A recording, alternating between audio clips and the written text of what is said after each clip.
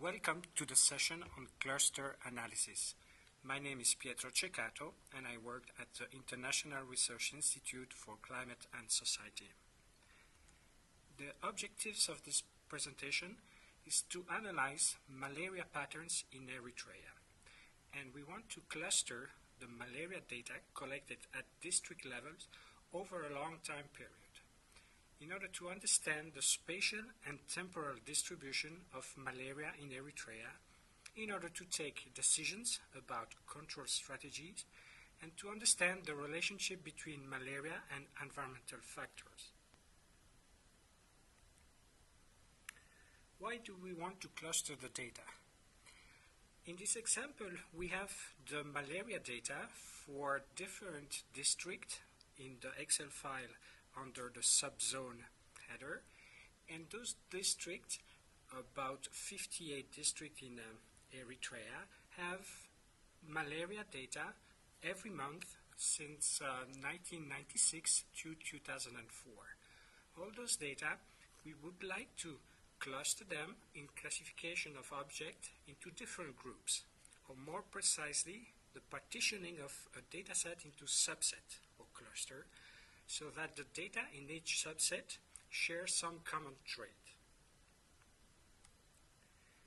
We will do the cluster analysis through the data library, and we will start by opening and visualizing the data from Eritrea.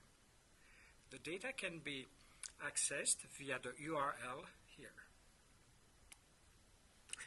Once you click on the URL, you will come up to the data library interface, where we have access to 58 districts with monthly malaria incidence, average over 1996 to 2003. You can visualize the data by clicking on the icon to visualize the data, or on the tables to visualize the data in table format. The result will be this graph showing the monthly averages of the malaria incidence, so the number of cases of malaria per person, for the 58 districts on the y-axis. Here you can see that some districts have a high number of malaria cases per person in September, October, November, and some of our other districts have a peak of malaria incidence in January or February. And some districts have more malaria cases per person, some districts have less. So what we want to do here is to cluster the similar pattern in the district according to their distribution in time. To compute the cluster, we will use a k-mean function that is available in the data library. We have access to the data, which is the home CIPH Eritrea Malaria Climatology 9603 malaria incidence, that's the data, and we will cluster them by the district. So the district represents the variable for the 58 district, and by the time, which represents the time from 1996 to 2003. We will start with a cluster of 5 classes, and the function is k-mean136.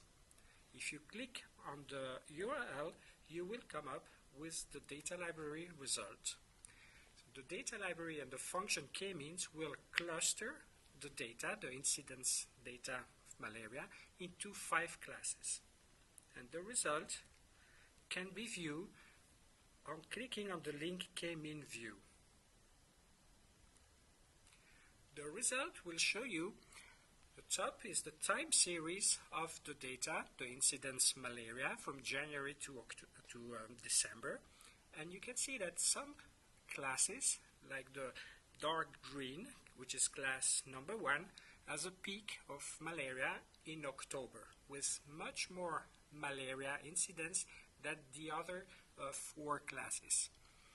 At the bottom, you have very low incidence value around the year from January to December.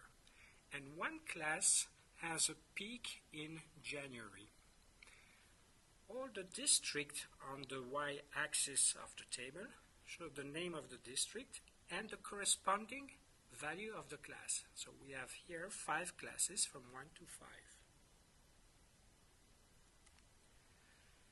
To visualize which districts correspond to which classes, you can click on Tables,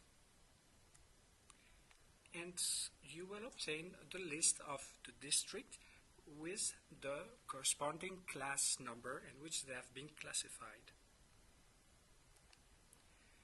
To visualize the time series for each cluster, you can click on the variable TS and on the icon showing the time series. You will obtain a graph for each 5 classes. This is the example of the first class where we have a peak of malaria in October. By clicking on the number 2 for the second class, you will obtain the second variable, which is a peak in October, but with less malaria than the first class. The third class is a class where we have a peak in January. The fourth class is that a peak in October with much less malaria cases. And finally, the fifth class is the one where we have almost no malaria incidence for those districts. We can visualize the district and the spatial distribution of the classes by adding a line that we'll call the geometry of the district. So basically the boundaries of each district that we can display automatically in the data library. By clicking on the URL, you will obtain the result from the classification spatially, and you can zoom in the area of Eritrea to visualize which districts have been classified according to the 5 classes. The result in the data library will show the distribution of the district according to the 5 clusters, and we can see it on the west part of Eritrea. We have cluster 1 and 2, which indicates a high incidence value in malaria with a peak in October, while on the east part of Eritrea we see the cluster 3, 4 and 5 with low incidence values with a peak either in January or a peak in October. This allows us to understand the spatial and temporal distribution of the malaria incidence with here the colors represent the 5 clusters. Cluster 1 and 2 are in red and yellow and are located on the west part of Eritrea. That's when we have high incidence values of malaria with a peak in October. And that corresponds to the rainfall pattern in that area where we have good rain every year in June, July, August, September. That will create good conditions for the mosquitoes to create malaria epidemics in October. On the district in the center of Eritrea and on the east part, we don't have high incidence value of malaria due to the highlands where the temperature is a limiting factor, and on east coast the rainfall is a limiting factor. But we can see that in the orange district, where we have moderate incidence of malaria, we have a peak in January, and that happens when we have good rain coming from the east, and usually the rain occur in November and December, with the epidemic of malaria occurring in January. So this cluster analysis allowed us to understand the spatial and temporal distribution of malaria, and that allows the control team to direct their control towards the specific district at specific time. For example, in the west part of Eritrea, the control team will have to provide pesticide and try to kill the mosquitoes in September.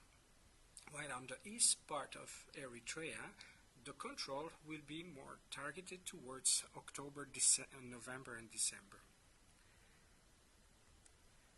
In the next exercise, I will ask you to change the number of clusters, trying 2, 3, 4, 5, 6, even more, to understand the malaria spatial and temporal distribution.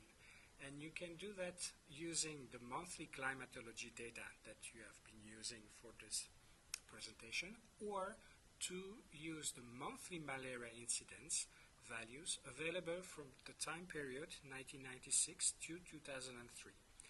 The data are available in the data library at the following address. And to change the number of cluster, you will have to change the number 5 by trying different clusters.